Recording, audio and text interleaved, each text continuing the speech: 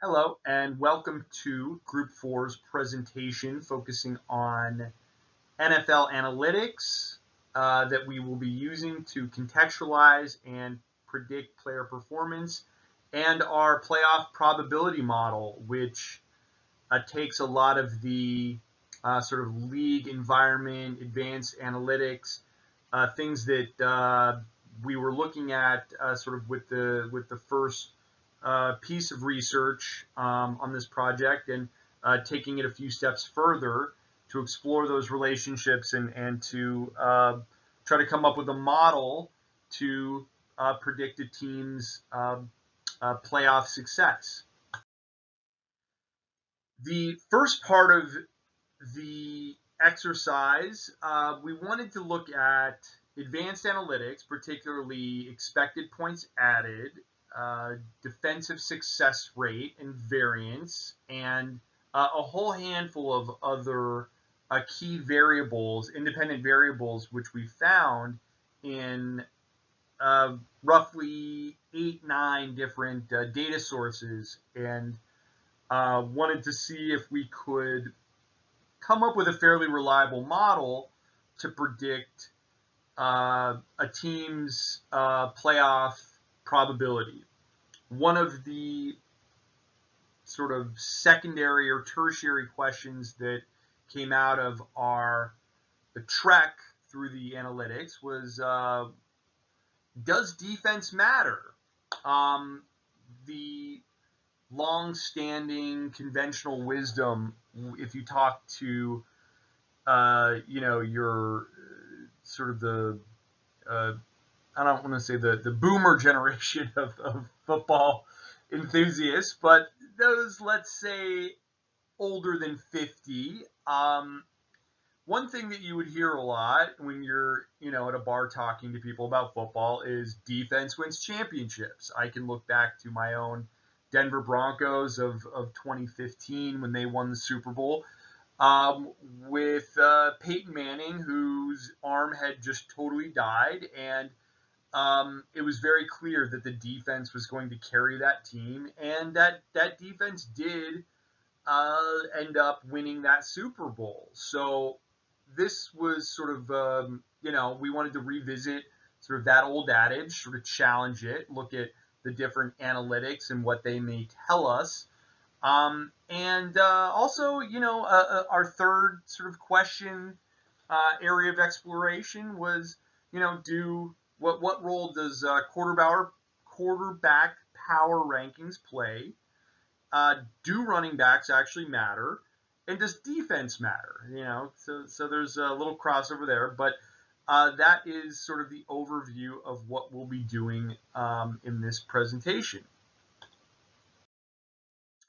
So again, what we wanted to look at, sort of what metrics trends are considered sticky, what indicators can analysts, fantasy football managers, consider as being faithful predictors of performance from year to year. So this was sort of the original data set that I looked at, and which was sort of the foundational part of this current project. So we expanded upon that data set, which had some fantasy stats from Pro Football Focus, had EPA success rate data from NFL Fast, which is an R package. DVOA data set came from Football Outsiders. Our average draft position, or also known as ADP data set, came from Fantasy Pros. We had Vegas win totals from DraftKings, and we also had some playoff models from 538.com.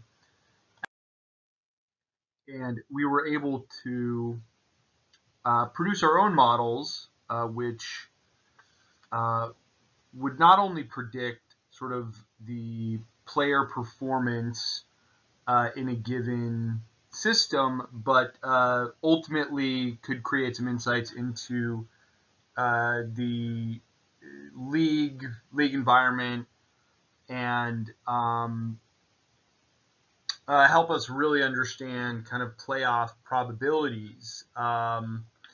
So some of the things we were looking at that helped sort of inform our model were, this QB ranking, sort of the Vegas win totals, your EPA, DVOA. These are your sort of your team efficiencies when it comes to offense and defense, special teams, kind of all three phases of the game. And also there is quite a bit of randomness in football. It's life, after all. We factored in a bit of variance, and also looked at kind of some of the external factors, strength of schedule, things of that nature, which would ultimately impact our model, or just kind of the way the game naturally shakes out.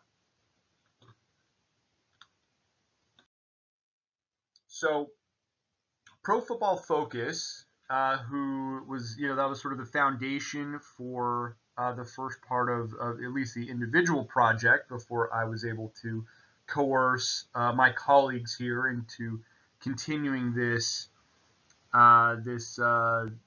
exploration. PFF is considered one of the best resources for not only for analysts, consumers of the game, but also for NFL teams. They break down every single player on the field on every single play. They use what is commonly referred to as the All 22 camera, which gives you an overhead view of both sides of the ball on every play, and they grade every single player on every single play. So we took their data. We were able to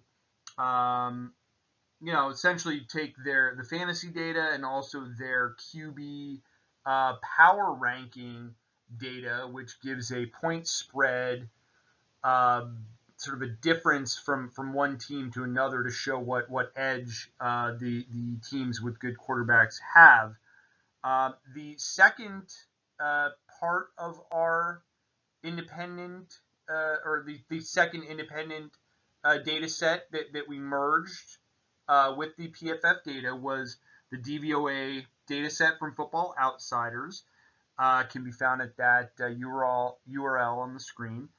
Similar to PFF, they also break down every single play, and they compare the team's performance to a league baseline that is situationally adjusted to determine, quote, value over average. That's what DVOA means, is it's essentially it's like the WAR metric that PFF uses, which is sort of wins above replacement. This is value over average. So it's a similar type of way of figuring out what value is added by players, or by a specific phase of the game. EPA and success rate data, that came from the very cruel titled site, runningbacksdon'tmatter.com. This is the EPA success rate. All that data was captured through their NFL Fast package, available on R. And again, we kind of used the same.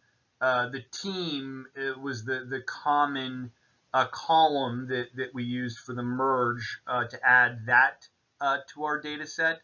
The team logo and colors data was also obtained from NFL Fast. That's where we get all the sort of the icons, the images that you'll see in our GG plots. The Super Bowl odds that we looked at, that came from Pro Football Reference, and also DraftKings gave us some Super Bowl odds and also some Vegas totals. Then we had some playoff models from 538 that we also incorporated into our research and into our data set. So we were able to merge that as well by the team column. So this is sort of what it looked like in the R environment.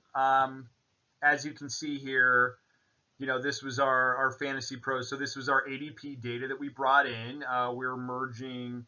So this actually, this was player. So player, that was joined with the PFF player data. What you can see is the team data. So the team abbreviations. This was the useful part in joining some of the other things. I won't bore you to tears with 28 pages of this because we did end up merging upwards of, I think we had 10 different sources or 10 different data sets that we were able to build upon to create our kind of our master data set.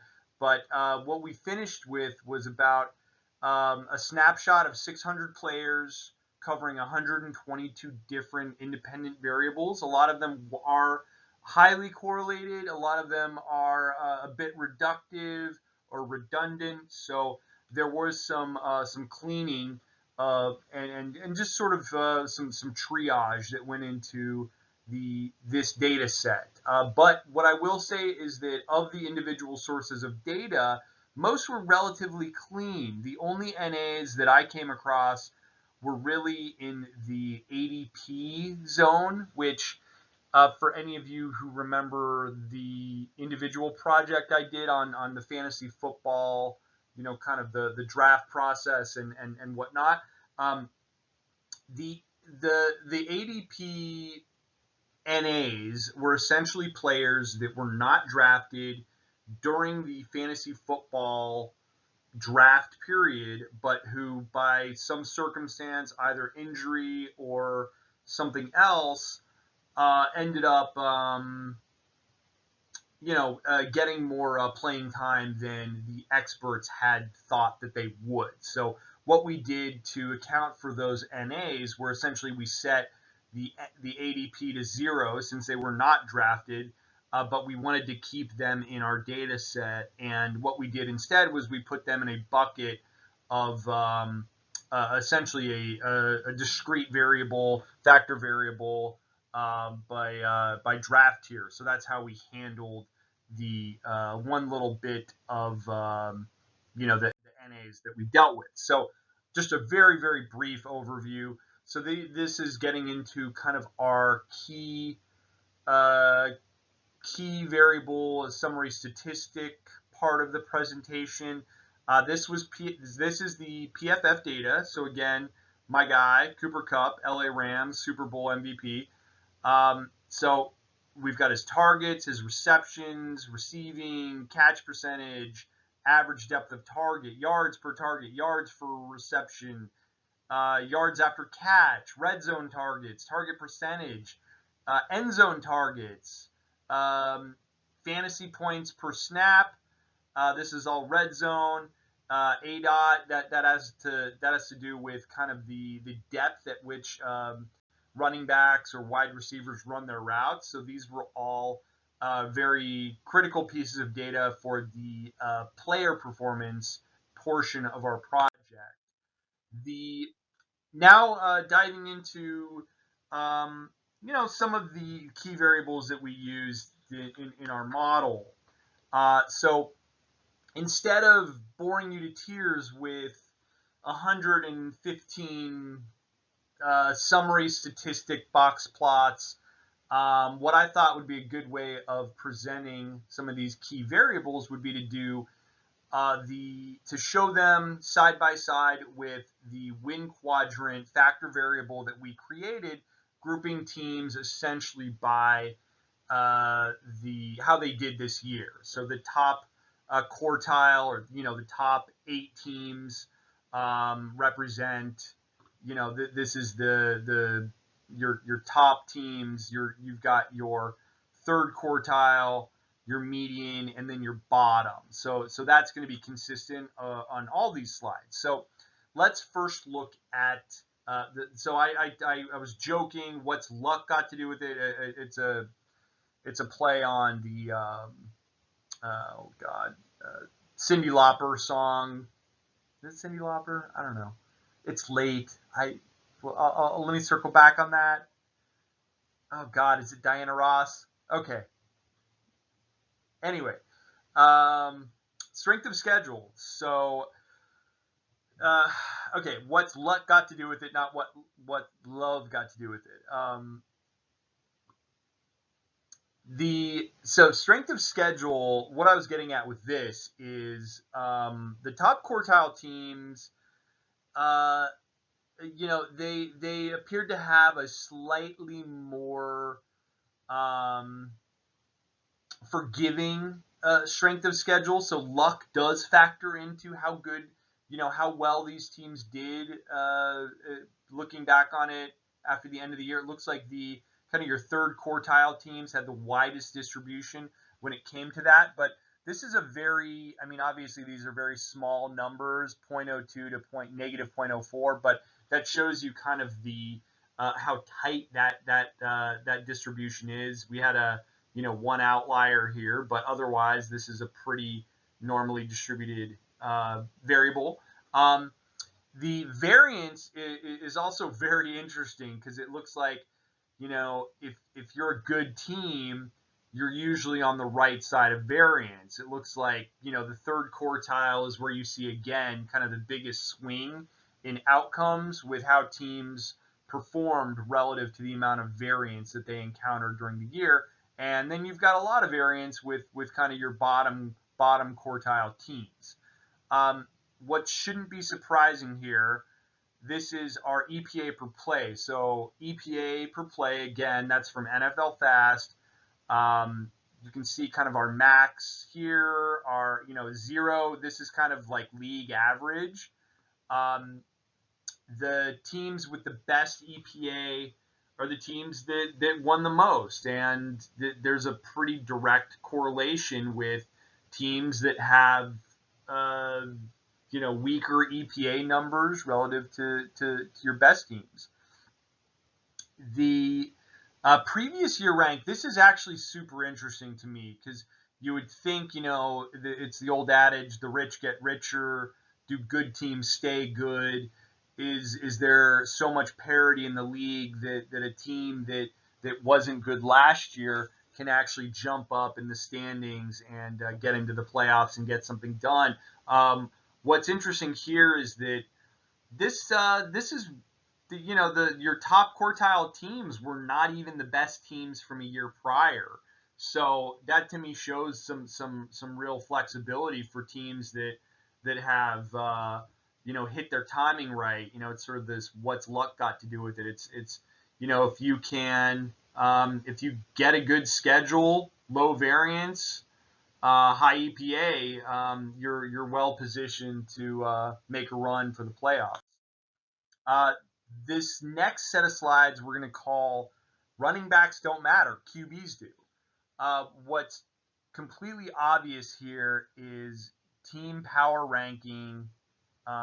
You're going to see a correlation between this and then on our next slide, which shows kind of this same slide, but only looking at a higher weight of by quarterback, kind of a similar pattern. Do running backs matter? I don't know. The best teams in the league almost have like a very, you could draw kind of a straight line across the entire league. It doesn't appear that having a very good kind of rushing EPA per play that leads to a lot of team wins. The Similarly, success rate. So this is referring to offensive success. Your highly efficient teams on both by DVOA and by success rate are going to be the teams that get into the playoffs. And what we found is that these two buckets of teams, they consistently made the playoffs.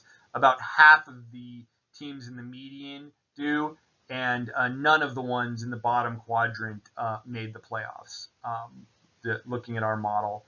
So again, QB power rank, that's where, essentially this is a very good predictor of playoff success. You could really kind of get away with this and a couple other things in a model and have a pretty reliable model. Strength of schedule. So again, like this is a different type. This is our second schedule variable that we looked at. But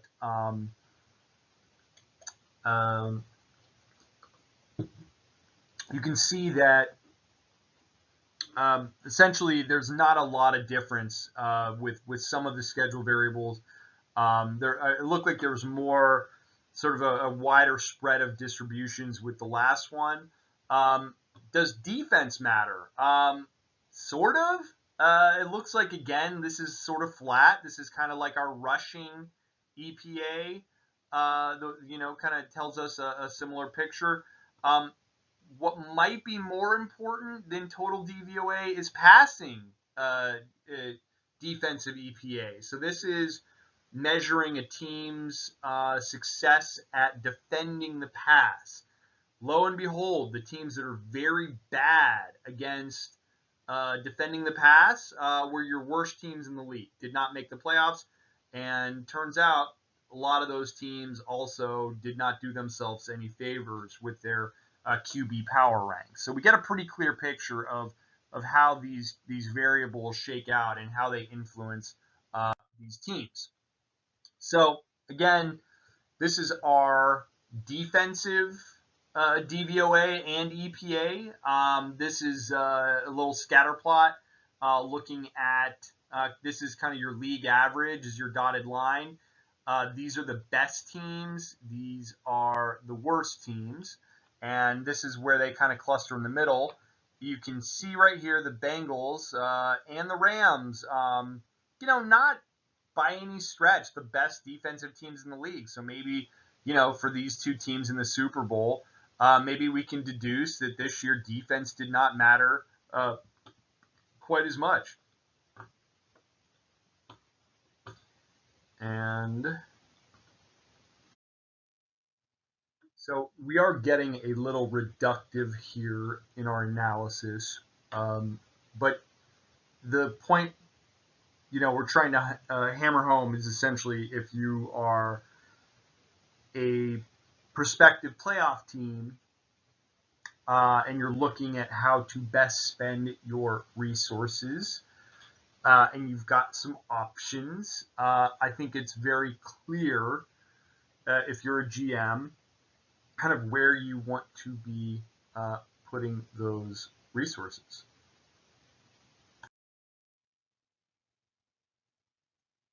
And this again, not to fall into the category of what gamblers refer to as resulting, but if you look at the teams that go deep into the playoffs year after year, there tend to be a few things that a few patterns that can be spotted as to what these teams have in common and what they value over others.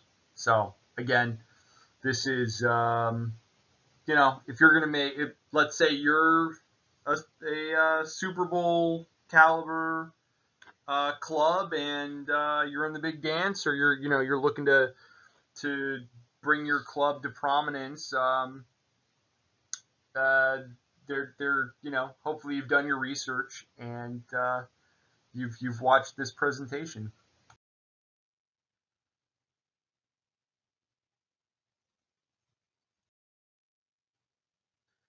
Okay, so now that we've covered all of the preamble, this is where we kind of jump into just a quick overview of our model. So essentially we looked at these 10 variables, or not these 10 variables. We looked at 10 variables to come up with our model, to predict wins. Now, the usual suspects in that bucket of variables: dropback, EPA, DVOA, offensive DVOA, success rate, variance, schedule, defensive dropback, point spread ratings, QB, strength of schedule, all of those things. They all prove to be, for the most part, significant predictors, and brought our model to a adjusted R squared of about 94%, and a p-value well below 0.05.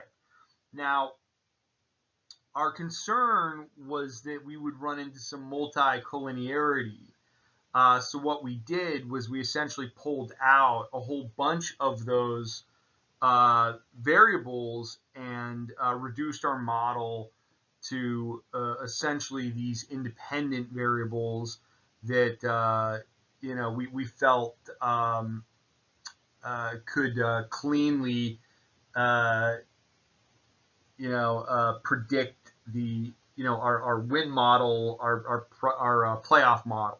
So we ended up with EPA, which EPA, it's derived from expected points. So we wanted to keep that in the model, even though it was highly correlated. But what we did see was that essentially the variables in our t-test had uniformly plotted. We see normally in uniformly distributed density, and also no outliers. So we felt good about moving forward with the reduced variables in our model. Now, verifying with a scatter plot, choregram, density plots, we looked at, we made sure that these variables had low correlation outside of EPA, as we discussed. EPA, it's just such, it's what everyone uses as sort of the holy grail for discussing team efficiency on both sides of the ball. So that was one that we really wanted to keep in there, and we felt that while the quarterback power rating and some of the success rate, some of the offensive DVOA, that while those were very strong variables, it made sense to us to kind of keep EPA in there and look at this model with the pared down, and make sure that the variables we were using did have normally distributed values. So essentially, that's what brought us to selecting those variables.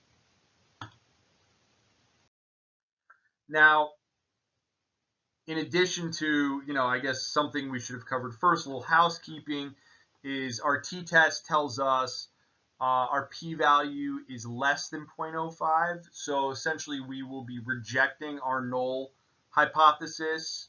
In other words, our variables listed in this model do have an impact on playoff odds. So we select the alternate hypothesis. This model that we did create using generalized linear, essentially a GLM binomial model, logistic regression. This was essentially the model that led us to our final set, and we were able to determine the playoff probabilities of each of the clubs with that logistic regression. So, how did our model do? Well, we were able to get 10 of the 12, essentially 10 of the 12. I said 10 of the 14, because there were a couple false negatives and a couple false positives, but 10 of our teams in the model were actual playoff teams. So by splitting our data into two sets, we had a training set with 70% of our final data, 30% in the test set. That was essentially, we used a playoff binary using that 538 odds data, setting the make playoffs to 1 and not make playoffs to 0. So this model, we were able to get about upwards of 70-75% accuracy in predicting playoff teams. So 10 of 14, our model kicks butt. That is our conclusion.